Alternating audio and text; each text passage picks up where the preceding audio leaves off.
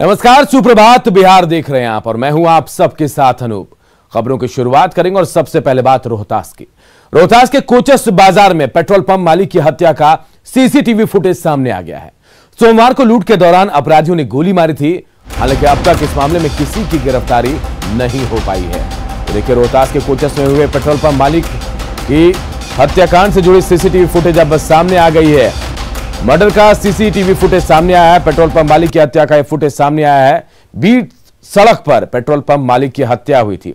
कोचस बाजार में राहुल सिंह की हत्या हुई। लूट के दौरान अपराधियों ने राहुल सिंह को गोली मारी थी। तो तस्वीरों में आप देख सकते हैं कि राहुल सिंह रुपयों से भरा बैग लेकर अपनी कार से उतरे और रुपयों से भरा बैग निकाला। दो लोग वहां पहुंचे और राहुल सिंह को गोली मार दी और रुपयों से भरा बैग लेकर वहां से भाग गया। ये तस्वीरें सीसीटीवी में कैद हो गई। मर्डर कोचस बाजार में हुआ और घटना के वक्त सड़क पर बड़ी संख्या में लोग भी मौजूद थे। इसके बावजूद हत्यारे वहां से आसानी से निकल गए। राहुल सिंह बैंक में रुपए जमा कराने गए थे और इसी दौरान उनकी हत्या कर दी गई। बैग निकालने के लिए कटिहार में विदेशी नागरिक मामले में सनसनीखेज खुलासा हुआ है। देश की बड़ी एजेंसियां इसकी पड़ताल कर रही हैं। इन सब का संबंध अफगानिस्तान से है और मनी लॉन्ड्रिंग का ये काम करते थे। इनके पास से जब्त फर्जी कागजातों की भी पड़ताल की जा रही है। सीमांचल में बड़ी साजिश की आहट।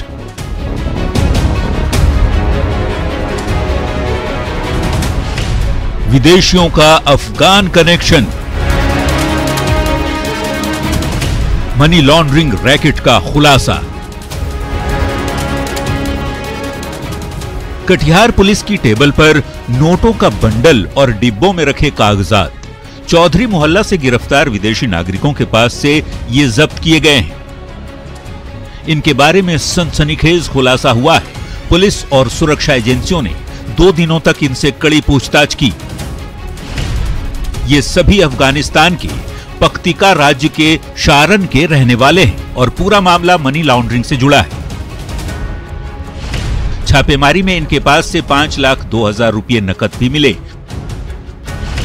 जबकि 1 करोड़ के लेन देन के कागजात पुलिस ने जब्त किए।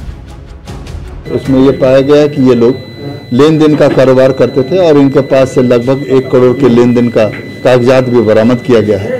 इसके अलावा इनके पास से मनी लॉन्ड्रिंग का 5,02,000 रुपया, 15 मोबाइल, 4 मोटरसाइकिल और भी ढेर सारे कागजात, फर्जी Aadhaar card, PAN card, driving licence, जन्म प्रमाण पत्र, निवास प्रमाण पत्र, एटीएम कार्ड आदि बरामद किया गया है। गिरफ्तार 5 विदेशी नागरिक एजुकेशन और हेल्थ वीजा पर सालों पहले कटिहार आए थे। हाल के दिनों में ये कई बार नेपाल का भी सफर कर चुके हैं। इसके अलावा इन लोगों के पास से किशनगंज, कोलकाता और असम से भी जुड़ा हुआ कई नागरिकता प्रमाण पत्र मिला है। इसके जरिए इन लोगों ने आधार कार्ड भी बनवा रखा था।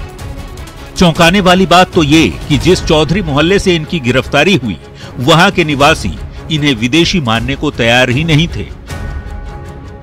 इन सभी को चौधरी मोहल्ला के निवासी बताते हुए रखे हुए थे। प्रथम बार में इन लोगों के द्वारा उनके द्वारा पुलिस को भी यही बताया गया था कि ये सभी स्थानीय नागरिक हैं और इन लोगों को ये फर्जी कागजात दिलाने में फैसिलिटेट करने की भी बात प्रकाश में आई। खुलासे के बाद पुलिस चौकन्नी है और फरार मकान मालिक की तलाश की जा रही है। सुरक्षा एजेंसियां अब इस बात की पड़ताल कर रही हैं कि आखिर ये किसके लिए काम करते थे, किसको फायदा पहुंचा रहे थे। कहीं मनी लॉन्ड्रिंग का पैसा देश के दुश्मनों तक तो नहीं पहुंच रहा था। पूरे मामले की पटना और दिल्ली से मॉनिटरिंग की जा रही है। सुब्रत गुहा, न्यूज़ 18 कटिहार। क्या कोई अपनी मेहनत को खुद से रौंद सकता है? क्या महीनों की मेहनत को आप अपने हाथों से बर्बाद कर सकते हैं? जाहिर है इसका जवाब ना में होगा। लेकिन मंगलवार को समस्तीपुर में ऐसा ही हुआ था। लेकिन हर बार की तरह एक बार फिर न्यूज़ 18 ने किसानों के दर्द को समझा और शिद्दत से इस खबर को दिखाई। इसके बाद समस्तीपुर के किसान की मेहनत को वाजिब कीमत भी मिल गई। कैसे, आप खुद देखिए।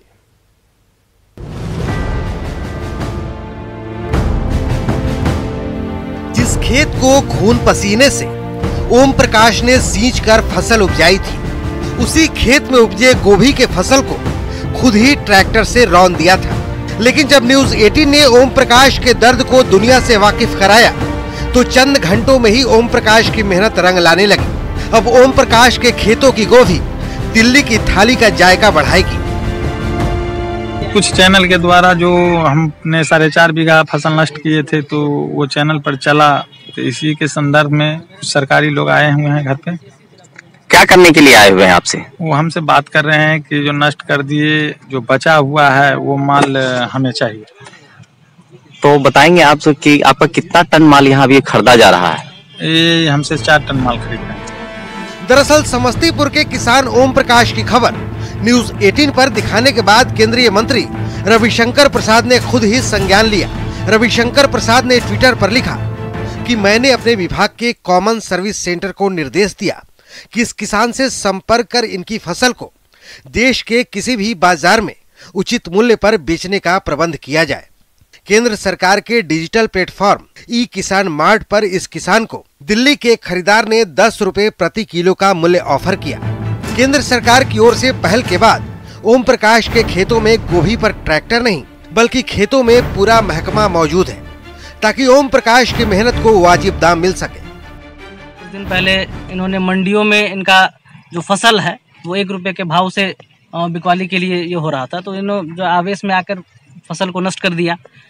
तो इस चीज़ की जानकारी हमें मिली तो CSC के माध्यम से हमने इनका रजिस्ट्रेशन करवाया और फिर एग्री 10X जो कंपनी है उसके द्वारा ये इनका माल जो है वो इलाहाबाद की मंडी में बेचा जा रहा है। अब जिसके लिए हमने 4 टन की खरीदारी के लिए इनका प्रोसेस किया है। इसके बाद जो भी आगे और भी व्यापक रूप से अगर आएगा वो चीज़ तो फिर हम लोग उसकी और भी खरीदारी करवाएंगे। केंद्र सरकार की पहल से मेहनत को मिली कीमत। 10 गुने रेट पर बिकी समस्तीपुर के किसान की गोभी। दिल्ली रवाना हुई ओम प्रकाश की 4 टन गोभी डिजिटल माध्यम के जरिए अकाउंट में गिरी आधी कीमत। एरिया के किसान थे और बाजार में कम मूल्य में उनकी सब्जी बिक्री का उन्होंने कहा था, तो हम लोग अभी लोकल लेवल पे उनको मदद करने की कोशिश कर रहे हैं और कुछ कंपनीज हैं जो गोभी की खरीदारी करती है तो उनसे हम लोग उनको टैग भी करवा रहे हैं। इस वक्त देश में किसानों के मुद्दे पर जमकर सियासत हो रही है। ऐसे में नए कृषि बिल को समझने की दरकार है। जाहिर है समस्तीपुर के ओम प्रकाश की खेतों की ये तस्वीर सरकार और किसान दोनों को सुकून देने वाली है। न्यूज 18 के लिए समस्तीपुर से मुकेश कुमार की रिपोर्ट।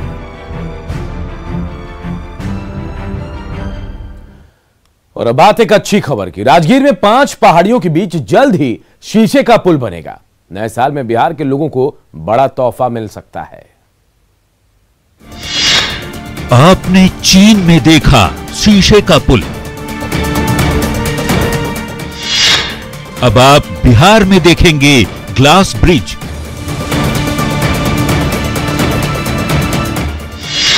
राजगीर में बन रहा है शीशे का पुल।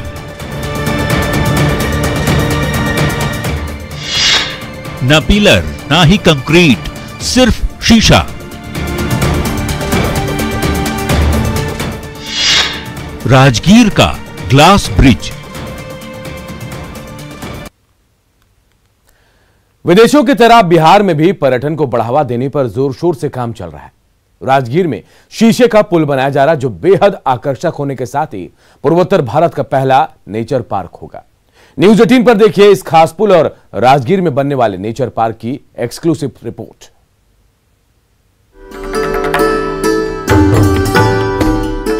ये नजारा चीन, कश्मीर की घाटी या लद्दाख का नहीं,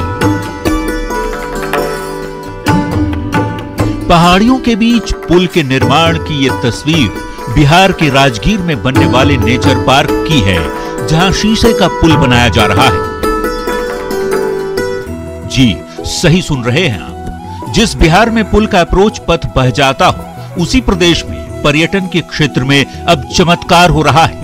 न पिलर है, न कंक्रीट और ना ही ईंट। किसी भी दिशा से देख लीजिए, ये पुल शीशे का बनने जा रहा है।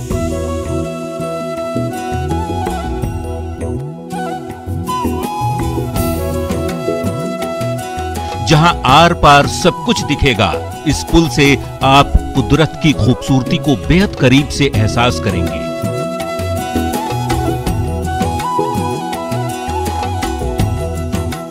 क्योंकि बहुत जल्द इस प्रकृति सेतु का आप दीदार करने वाले हैं। कि जो नेचर पार्क बनाया गया है ये काफी आकर्षक और पूर्वोत्तर भारत का ये पहला नेचर पार्क होगा जो राजगीर अंतर्राष्ट्रीय पर्यटन राजगीर में बनाया जा रहा है। आप देख सकते हैं मेरे पीछे किस तरह से ये जो शीशा का है जो बनाया जा रहा है नेचर पार्क, इससे काफ़ी दर्शक पर्यटक हैं वो यहाँ आकर आकर्षित होंगे और यहाँ पर्यटकों के लिए काफ़ी बढ़ावा होगा। खास करके जिस तरह से मुख्यमंत्री नीतीश कुमार अंतर्राष्ट्रीय पर्यटन राजगीर को लगातार विकसित करने का जो काम कर रहे हैं वो काफ़ी पर्यटकों के लिए फायदेमंद होगा और दर्शनीय स्थल भी साबित होगा। राजगीर को अंतर्राष्ट्रीय पर्यटन स्थल के तौर पर विकसित करने की ये पहल चर्चा का विषय बनी हुई है, क्योंकि पंच पहाड़ियों के बीच प्राकृतिक सौंदर्य को बढ़ावा देते हुए पूर्वोत्तर भारत का पहला ग्लास ब्रिज जल्द ही बनकर तैयार होगा और वो कुछ इस तरह का नजर आएगा। इस नेचर पार्क की क्या खासियत होगी ये भी जान लीजिए। तो राजगीर का नेचर पार्क पूर्वोत्तर भारत का सबसे हाईटेक नेचर पार्क होगा। यहाँ खूबसूरत ग्लास ब्रिज, मॉडर्न तकनीक से लैस पार्क होंगे, नेचर सफारी, तितली पार्क, औषधीय पार्क भी यहाँ बनेंगे। बता दें कि राजगीर में बने सफारी को सेंट्रल जू अथॉरिटी ने भी मान्यता दे दी है।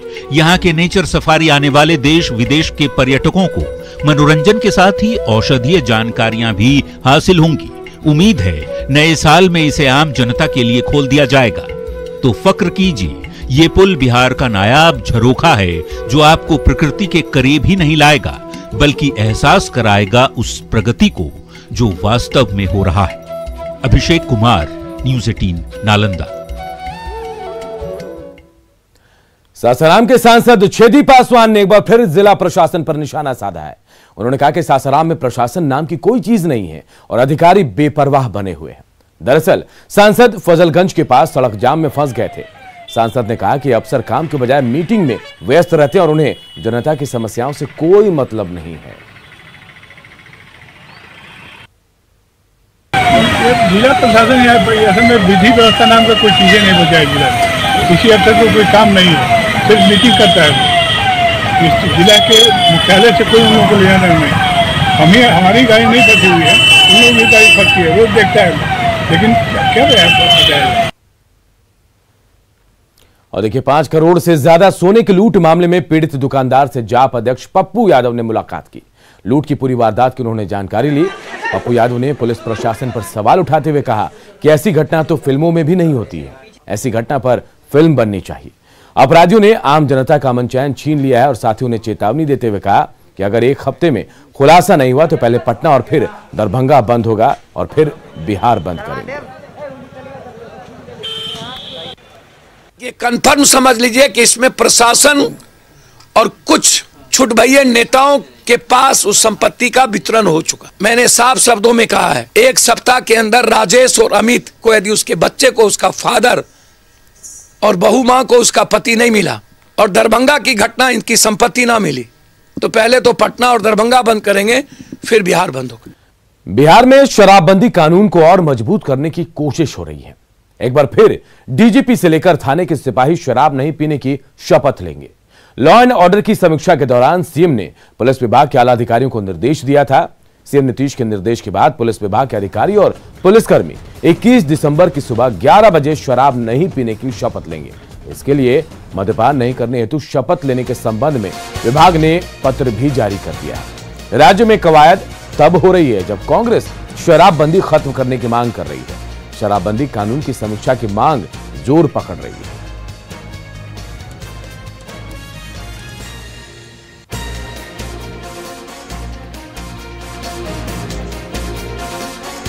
तो शराब नहीं पीने की शपथ लेंगे पुलिस के अधिकारी और सिपाही जो हैं वो, और इसे लेकर एक पत्र भी है वो जारी कर दिया गया है विभाग की तरफ से।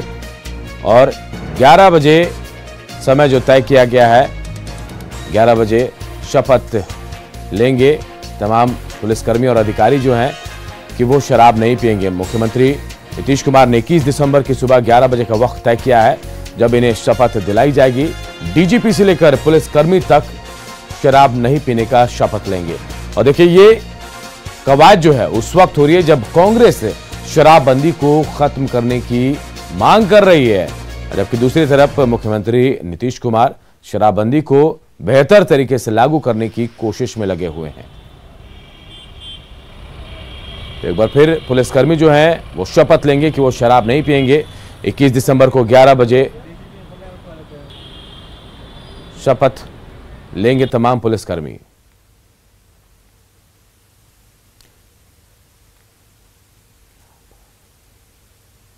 चलिए हम आपको बताते हैं कि क्या शपथ लेंगे पुलिसकर्मी।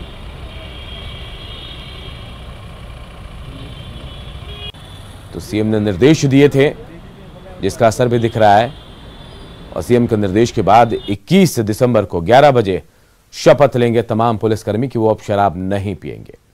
इधर बिहार में पंचायत चुनाव की सुगबुगाहट शुरू हो गई है। अगले साल मार्च से अप्रैल तक पंचायत चुनाव हो सकते हैं। इस बीच इस बार दलीय आधार पर पंचायत चुनाव कराने की सुगबुगाहट भी शुरू हुई है। कांग्रेस और आरजेडी ने इस मामले पर सरकार से सर्वदलीय बैठक बुलाने की मांग की है। पंचायती राज संस्थाएं स्थानीय प्रशासन का सबसे महत्वपूर्ण अंग है। अब वो चुनाव दलगत आधार पर हो अथवा नहीं हो, इस संबंध पर नीतिगत निर्णय लेने का अधिकार मुझे नहीं है। ये तो सरकार का काम है निर्णय लेना। हमारा साफ कहना है कि हम चुनाव में कमर कस के तैयार हैं, चाहे जो भी इकाई हो। मेरी नज़र में अगर सभी राजनीतिक दलों की राय बने, आम सहमति बने कि दलगत आधार पर चुनाव हो, तो कांग्रेस को भी कोई आपत्ति नहीं होगी। देखिए, बीजेपी के तैयार होने से नहीं होगा। इस पर तो सर्वदलीय एक बैठक बुला करके सर्वसम्मति बनानी होगी सरकार को।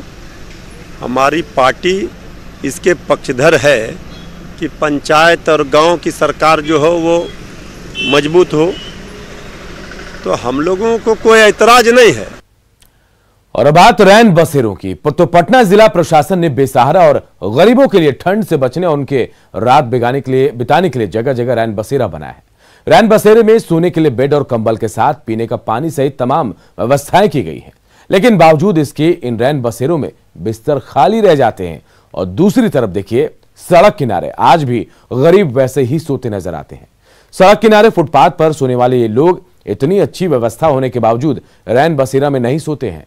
जब हमारी टीम ने सड़क किनारे सोने वालों से बातचीत की तो उन्होंने कहा कि रात को लोग यहां कंबल बांटने आते हैं, बाहर सोने पर उन्हें कंबल मिल जाता है। पटना के गांधी मैदान इलाके से हमारे सहयोगी साकेत कुमार की रिपोर्ट देखिए। ठंड में गरीबों और बेसहारा लोगों के लिए जिला प्रशासन ने व्यवस्था किया है। आप देखिए, ये मॉडल रैन बसेरा है, ये बनाया गया है पटना के कई जगहों पर। वो व्यवस्था यहाँ पर दी गई है। जो गरीब हैं, जो बेसहारा हैं, जिनको रहने का, जिनके पास छत नहीं है, वो यहाँ पर निःशुल्क आकर रह सकते हैं। ये व्यवस्था यहाँ पर की गई है।